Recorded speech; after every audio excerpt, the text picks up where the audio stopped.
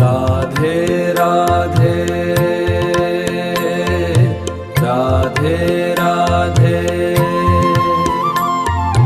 राधे राधे राधे राधे राधे રાધે રાધે. જો આજે આપણે એક બહુ જ ગહન વિષય પર વાત કરવાના છીએ. એટલે તમે કલ્પના કરો કે એક અત્યંત જ્ઞાની વ્યક્તિ છે. જી. હા, અને અખંડ શાંતિની શોધમાં પોતાનું આખું સામ્રાજ્ય, પોતાની અઢળક સંપત્તિ અને પરિવાર પણ પાછળ છોડી દે છે. બિલકુલ, બધું જ ત્યાગી દે છે. સાચી વાત. તે ઘોર જંગલમાં જઈને કઠોર સાધના પણ શરૂ કરે છે. પણ પછી અચાનક માત્ર એક નાનકડા હરણના બચ્ચા પ્રત્યેનો મોહ તેને એટલી હદે જકડી લે છે કે તેની આખી સાધના ધૂળમાં મળી જાય છે. હા, ધૂળમાં મળી જાય છે. એટલે આ કોઈ સામાન્ય વાર્તા નથી, પણ આપણા માનવ મનની એક બહુ જ જટિલ અને ભયજનક વાસ્તવિકતા છે. એકદમ સાચી વાત કહી તમે. તો આજે આપણે મનુષ્ય જીવનની આવી જ ગૂંચવણો, કર્મનો સિદ્ધાંત અને સાચી ભક્તિના માર્ગ પર કેવી રીતે ચાલવું તે વિષય પર એક પવિત્ર આધ્યાત્મિક યાત્રા કરવા જઈ રહ્યા છીએ. અને હા, આપણા સાંભળનારાઓને હું જણાવી દઉં કે આ વિશેષ કન્ટેન્ટ ઓલ ગુજરાતી લવર્સ એટલે કે તમામ ગુજરાત પ્રેમીઓ માટે gujaratiTV.comના સૌજન્યથી અને સેવક માધવ જસાપરા દ્વારા તૈયાર કરવામાં આવ્યું છે. આજે આપણે પૂજ્ય શ્રી હિત પ્રેમાનંદ ગોવિંદ શરણજી મહારાજના ઉપદેશોના ઊંડાણમાં ઉતરીશું. રાધે રાધે. જો આજના સમયમાં જ્યારે ચારે બાજુ માહિતીનો અને ભૌતિકતાનો આટલો ઘોંઘાટ છે ને, ત્યારે મહારાજજીના આ ઉપદેશો એકદમ શાંત અને ઊંડા પાણી જેવા છે. બિલકુલ. આ માત્ર કોઈ ધાર્મિક માન્યતાઓની ચર્ચા નથી. એટલે આમાં માનવ મન કેવી રીતે કામ કરે છે, આપણા અર્ધજાગૃત મનમાં શું ચાલી રહ્યું છે અને આંતરિક શાંતિ શા માટે આટલી દુર્લભ છે તેનું બહુ જ તાર્કિક વિશ્લેષણ છે. તો આપણે શરૂઆત મનની એ અદ્રશ્ય ગૂંચવણોથી જ કરીએ. હું ઘણા સાધકોને મળતી હોઉં છું અને એક બહુ મોટો વિરોધાભાસ જોવા મળે છે. કેવો વિરોધાભાસ? એટલે ઘણીવાર એવું બને કે કોઈ વ્યક્તિ આધ્યાત્મિક માર્ગ પર ચાલતો હોય, પૂજાપાઠ કરતો હોય, પણ રાત્રે ઊંઘમાં તેને અત્યંત ભયાનક કે મલિન સ્વપ્નો આવે છે. આ બહુ સામાન્ય છે. હા, તો જાગૃત અવસ્થામાં જે વિચારો ક્યારે ન આવે તે સ્વપ્નમાં કેમ ડરાવે છે? આ મનની કઈ રમત છે? આ પ્રશ્ન ખરેખર બહુ પાયાનો છે. જુઓ, અહીં આપણે સ્થૂળ શરીર અને સૂક્ષ્મ શરીર વચ્ચેનો ભેદ સમજવો પડે. અચ્છા. જાગૃત અવસ્થામાં આપણે જે કંઈ પણ વર્તન કરીએ છીએ તે માત્ર આ દેખાતા ભૌતિક શરીર પૂરતું સીમિત નથી. તેની એક બહુ ઊંડી છાપ આપણા સૂક્ષ્મ શરીર પર પડે છે. સૂક્ષ્મ શરીર એટલે પેલું મન અને બુદ્ધિવાળું માળખું, રાઈટ? હા, બિલકુલ. મન, બુદ્ધિ, ચિત્ત અને અહંકાર. જ્યારે રાત્રે આપણું સ્થૂળ શરીર આરામ કરે છે ને, ત્યારે પેલું સૂક્ષ્મ શરીર જાગ્રત જ રહે છે. ઓહ, એટલે કે દિવસભર કે ભૂતકાળમાં જે પણ માનસિક કચરો ભેગો કર્યો હોય તે રાત્રે પ્રોસેસ થવાનો શરૂ થાય છે. એકદમ સાચું. અનંત જન્મોના પાપ કર્મો અને વાસનાઓ એ સૂક્ષ્મ શરીરમાં એક હાર્ડ ડ્રાઈવની જેમ સેવ થયેલા હોય છે. મહારાજજી સમજાવે છે કે જ્યારે સાધક ભજન શરૂ કરે છે ને, ત્યારે અંદર રહેલો આ જૂનો કચરો બહાર ફેંકવાની પ્રક્રિયા શરૂ થાય છે. એટલે સફાઈ થાય છે. જી હા, સફાઈ થાય છે. અને તે ખરાબ સ્વપ્નો રૂપે બહાર દેખાય છે. જ્યાં સુધી અખંડ ભજન સિદ્ધ ન થાય ત્યાં સુધી આ ચાલે છે. જો આ વાતને સમજવા માટે મને એક બહુ સરસ ઉદાહરણ યાદ આવે છે. હા, જણાવો ને.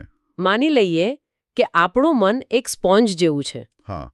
હવે આ સ્પોન્જ આખો દિવસ સંસારના ગંદા પાણીમાં પડ્યો રહ્યો છે. બરાબર.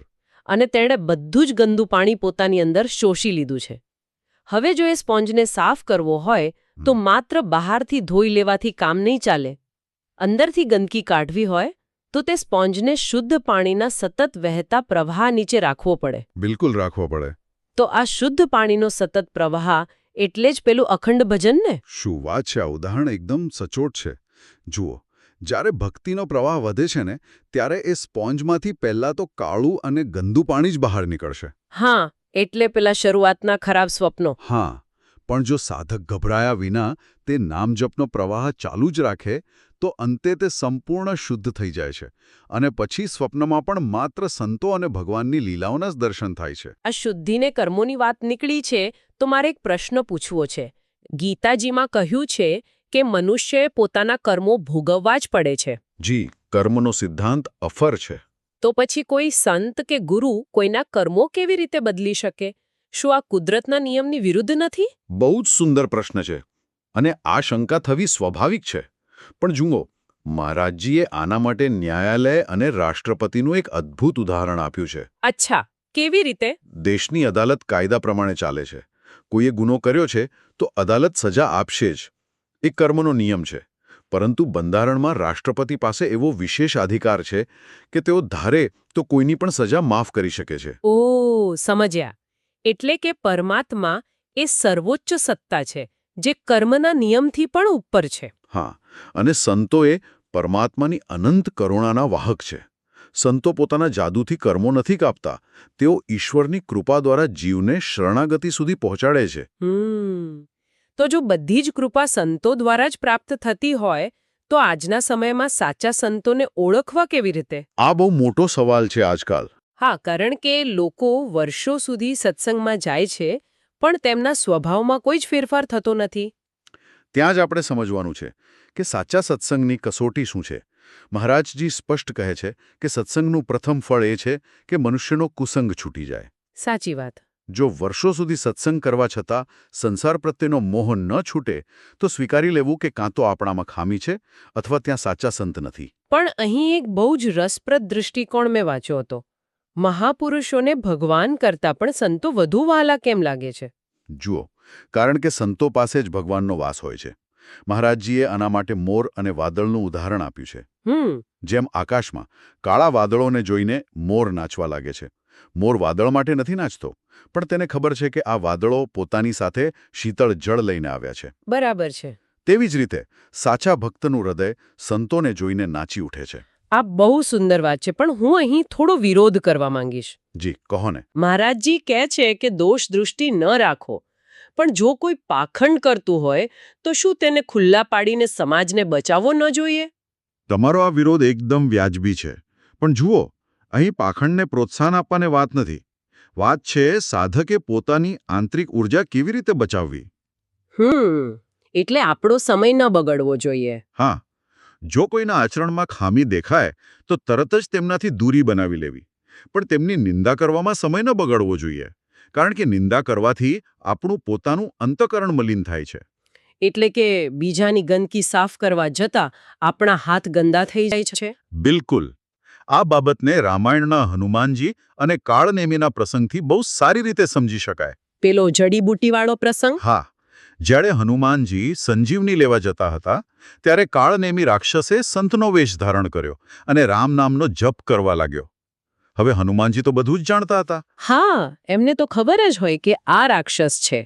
છતાં હનુમાનજીએ નીચે ઉતરીને તેને સાષ્ટાંગ પ્રણામ કર્યા. અરે રે, રાક્ષસને પ્રણામ કર્યા? ના, તેમણે રાક્ષસને પ્રણામ નહોતા કર્યા.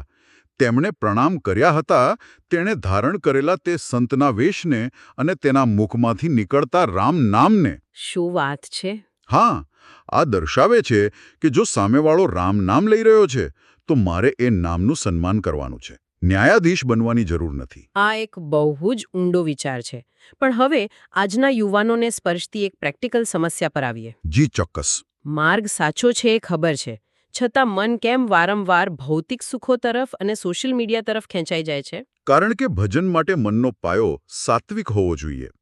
આપણે આખો દિવસ જે ખોરાક ખાઈએ છીએ, જે જોઈએ છીએ અને સાંભળીએ છીએ, તેનાથી ચિત્ત બને છે. સાચી વાત. જો દિવસમાં 10 કલાક નકારાત્મક સમાચારો જોઈએ તો પછી અડધો કલાક આંખો બંધ કરવાથી મન શાંત ન જ થાય. પણ ધારો કે કોઈ નિયમિત નામ જપ કરે છે છતાં મન ભૌતિક ભોગોમાં જ સુખ શોધે છે, તો શું કરવું? ત્યાં જ ભક્ત ચરણ આશ્રયનો સિદ્ધાંત કામ આવે છે. એટલે શરણાગતિ. હા, સંસાર એક ભયાનક મહાસાગર છે.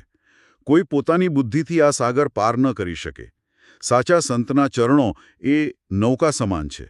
એકવાર નૌકામાં બેસી ગયા પછી તોફાનોથી બચાવવાની જવાબદારી નાવિકની બની જાય છે. હા, પણ આ આશ્રય અને નામ જપની વાત આજના એક બહુ ગંભીર રોગ સાથે જોડાયેલી છે. કયા રોગ સાથે? ડિપ્રેશન.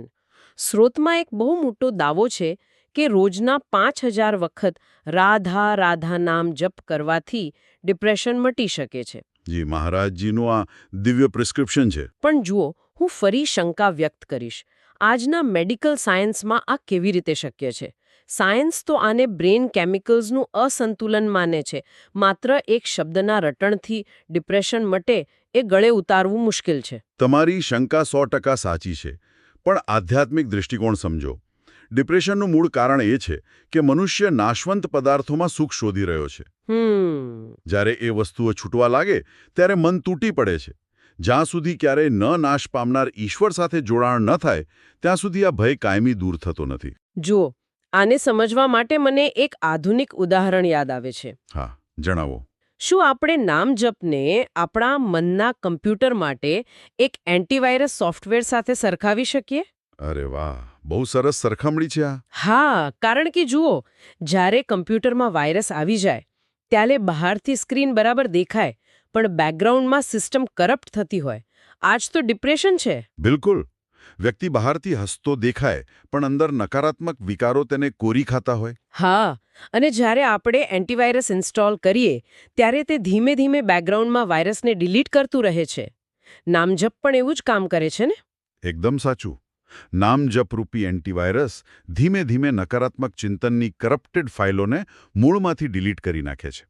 અને આ હજારો સાધકોનો જીવંત અનુભવ છે. હવે જો આટલું શક્તિશાળી એન્ટીવાયરસ હાથમાં આવી જાય તો સાધક ક્યારેય પાછો ન પડવો જોઈએ. પણ મોટા મોટા યોગીઓ પડી જાય છે. એવી કઈ સૌથી મોટી ભૂલ છે જે સાધકને નીચે પાડે છે? સાધકની સૌથી મોટી ભૂલ છે ભગવત વિસ્મરણ, એટલે કે ભગવાનને ભૂલી જવા. અહંકાર આવી જાય એટલે? હા, અહંકારમાં નામ છૂટી જાય છે અને જ્યારે સ્મૃતિ જાય ત્યારે કામ અને ક્રોધ પાછળથી હુમલો કરે છે. અને મને લાગે છે કે એક બીજો છુપો દુશ્મન ઈર્ષા પણ છે, ખાસ કરીને બીજા સાધકો પ્રત્યેની ઈર્ષા. હા, કેટલાકને થાય કે વૃંદાવનમાં રહેનારાઓને કેટલું સુખ છે અને અમે સંસારમાં ફસાઈ ગયા. તો આનો શું ઉપાય છે? મહારાજજી કહે છે કે ઈર્ષા કરવાને બદલે તેમની સેવા કરો. જો કોઈ વૃંદાવનવાસીના હૃદયમાંથી તમારા માટે આશીર્વાદ નીકળે તો ઘરે બેઠા એ વાસનું ફળ મળી જાય. બહુ જ સુંદર વાત. પણ જુઓ, એક એવો વિરોધાભાસ છે જે મને હજી મૂંઝવે છે. કયો વિરોધાભાસ? એક બહુ જ ગહન વાક્ય છે, દયા વિના સાધુ કસાઈ, દયા કરી તો આફત આઈ.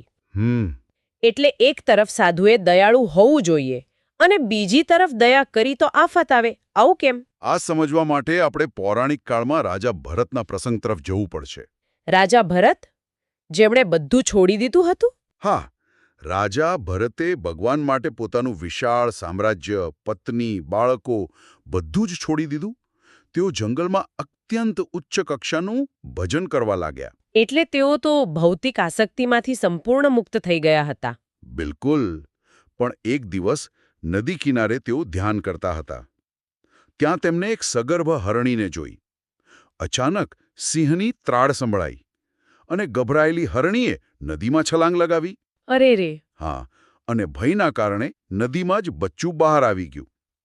હરણી મૃત્યુ પામી અને પેલું અસહાય બચ્ચું પાણીમાં ડૂબવા લાગ્યું. તો રાજા ભરતને તો દયા જ આવે ને? હા, તેમણે નદીમાં જઈને બચ્ચાને બચાવી લીધું, તેને હૂંફ આપી. મહારાજ સમજાવે છે કે અહીં સુધી તેમની દયા એકદમ સાચી હતી. જો ડૂબવા દેત તો તે દયા વિના સાધુ કસાઈ જેવું થઈ જાત. તો પછી આફત ક્યાંથી આવી?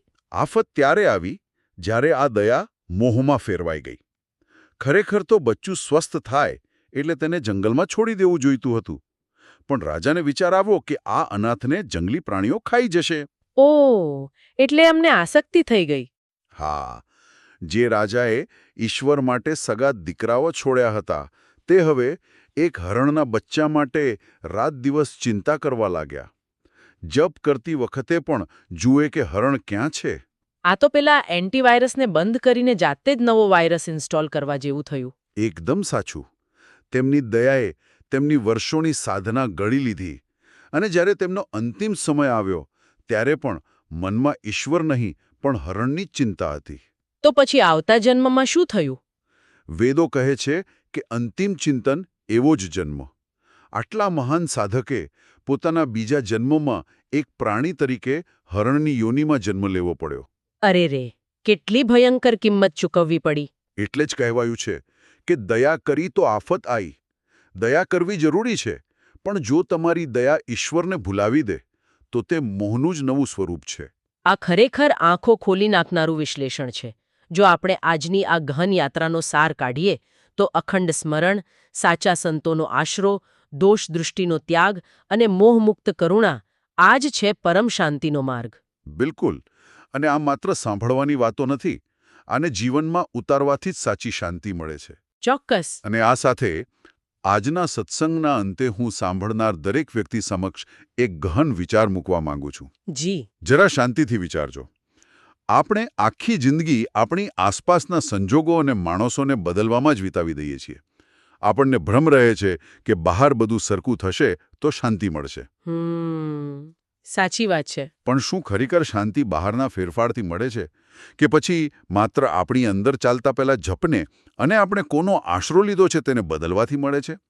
બહાર મથવા કરતાં એકવાર અંદરનું એન્ટીવાયરસ ઇન્સ્ટોલ કરી જુઓ. આ વિષય પર દરેક જીવે પોતાના અંતરમાં ઝાંકીને જોવું જ રહ્યું. બહુ જ સુંદર વિચાર. અંતમાં એક જરૂરી સૂચના. આ વિશેષ આધ્યાત્મિક કવરેજ ગુજરાતીTV.comના સેવક માધવ જસાપરા દ્વારા તમામ ગુજરાત પ્રેમીઓ એટલે કે ઓલ ગુજરાતી લવર્સ માટે પ્રસ્તુત કરવામાં આવ્યું છે. જી.